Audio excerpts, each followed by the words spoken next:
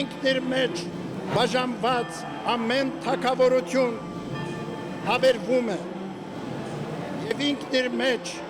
բաժանված ամեն քաղաք կամ տուն կանգուն չի մնա։ Մեր երկիրը գտնվում է անվտանգային խնդիրների եւ հրատապ լուծման կարոտ լրջագույն հիմնահարցերի առջև։ Փոխանակ եկեղեցի պետություն խաթարված հարաբերությունները վերականգնելու ընդհակառակը շարունակվում են հարձակումները մեր Սուրբ եկեղեցու դեմ, սակայն հավատավոր մեր ժողովրդի զավակները մնում են աներեր եւ աներկյուղ։ Այս աղմուկը, որ բարձրացվում է եկեղեցում,